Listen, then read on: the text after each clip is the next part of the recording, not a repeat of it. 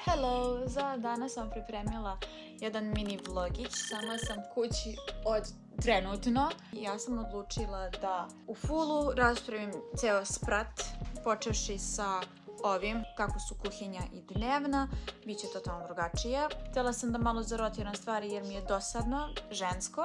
Što drugo radi kad je dosadno nego ruši celu kuću, ali nema veze. David je trenutno otišao na momačko veče.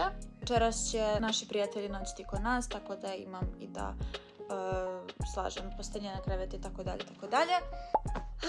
Dosta posla pred nama. Nadam se da će biti uživanja i nadam se da će vam prijati ovaj klip. Prvi step je da napravimo mačka. Ovo je naš novi živakanj mali. Ovo je Ice. Biće vjerovatno pet taga za njega kada bude porastao još malo. Pravimo mu piletinicu koju mnogo voli. Tako. Jeste, obožavam piletinicu.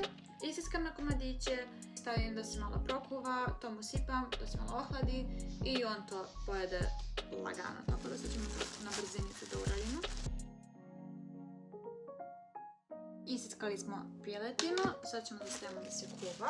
Ok, dakle, prvi step je gotov. Nahranila sam Ice-a. On je sad tamo u spavaćoj sobi. Stavila sam mu pesak, stavila sam mu sve. Sad treba da raspravim njegove igračke. Onda da krenem sa raspravanjem dnevne. Plan mi je da uganu stavim tamo. To je pre bilo tako, ali sam ja opet premestila. Ali sada, pošto je toplo vreme, od prozora udara konstantno toplota i bila sam u fazonu, ok, vreme je da vratimo tamo na mjesto. Jedini malo veći problem će da mi budu kablovi. Vjerovatno ću potrošiti malo više vremena, ali dobro, bože moj, da se mi bacimo polako na posao. Hidratacija je ključna.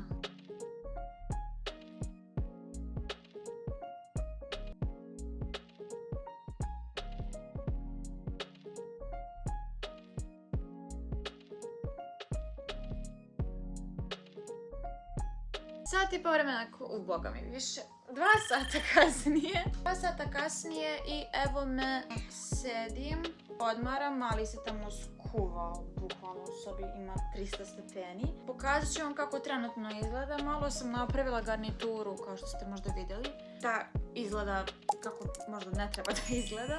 Prosto me nerviralo to što su ovi jastuci mnogo debeli i onda nema toliko mjesta da se sedne. Malo stvari ima koji su okačeni tu za ukras, ne mogu mnogo da stavljam zbog malog jer evo on će upravo da skoči tamo. Prošli put nam je sve obalio, nešto stakleno je razbio, baš je ispalo onako kao situacija. Sad ću da donesem njegov pesak i stvarčice da on bude smešten ovdje. Onda je plan da namjestim krevet za naše prijatelje, uzmem nešto da jedem sitno i uz neku seriju ili film, nebitno, da pravim cvetove za svadbu. A sad ćete da vidite mini room tour ovdje.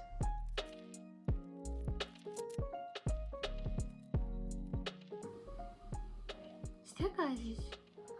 Ti se sviđa? Jeli? Ti lepo.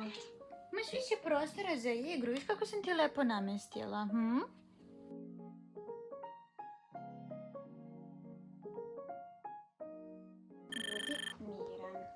Moram da ti stavim kapi.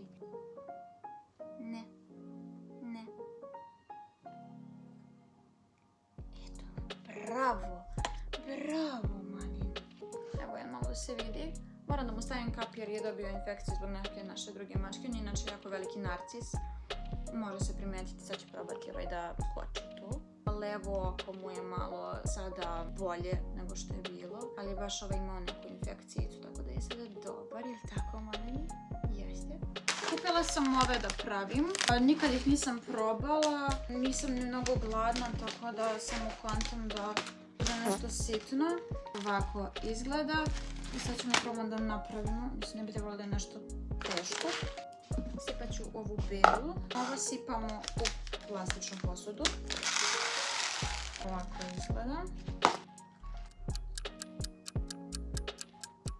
Lepo je. S tim što ću ja ovdje staviti kakao preliv. Kupila sam u Lidlu ovaj preliv. Lep je, koristim ga uz kafu. Ok, sada ću da vam pokažem kako se pravi mašna. Trebaju vam ove trakije koje kao malo sijaju. Nisu svilene, već su kao nekog papirnog kao materijala. Ne znam kako da objasnimo materijal. Dakle, samo će vam trebati te trake i makaze. Uzmite neke oštre, meni su ove tupe kod đavo, ali nisam imala vremena da kupim. Oštre niti imam čime da ih naoštrim. Bitan korak je da uzmete malo ovako dužu traku, osečete i samo izlistate. Zato što ćete sa ovim kasnije da vezujete mašne. I to uradite par puta. Samo gledajte da ne budu mnogo debele. Uzmete traku i ja držim ovako. Oko kaži prsta, sa palcem držim tu, raširim ruku ovako. I onda je bitno da to obmotavate. Možete oko ruke, možete samo da vidite koliki će otprilike da bude cvet. Brojite otprilike do 10 pa preko, da bi cvet bio što bujniji. 2, 3, 4, 5, 6, 7, 8, 9, 10. Osečete bilo gde, onda ih samo lepo namestite. Bitno je da budu ovako spljošteni. Uzmete makaze i sečete ovako. Ok, tako isto sa druge strane, da ovo ovdje ne bude mnogo debelo. Ja otprilike tako ostavljam. Obrnete i sa druge strane isto napravite. Tako. Uzmete ovaj donji deo sa gornjim delom, spojite. Ovo što viri nije bitno, da će svakako da se ili iseče ili da se uvrti. Uzimate ove trake što ste malo prepravili i vezujete tu gde ste sekli. Gledajte da ima ovako da vise, znači otprilike na sredini, ne morate na sredini, ali je bitno da ima prostor znači da vise, jer se time kasnije vezuju. Stegnite, vežete jednom i vežete drugi put, stegnete, to nigde ne mrda. I sada imate ovako mašnicu. Ja što uvek radim, ovo ću prvo uzeti da osečem.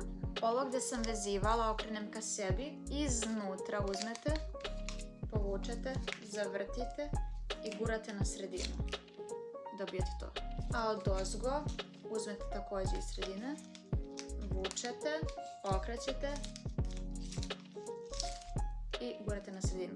Znači, odozdo na gore, odozgo na dole. Taj proces ponavljate par puta dok ne dobijete lepu mašinu.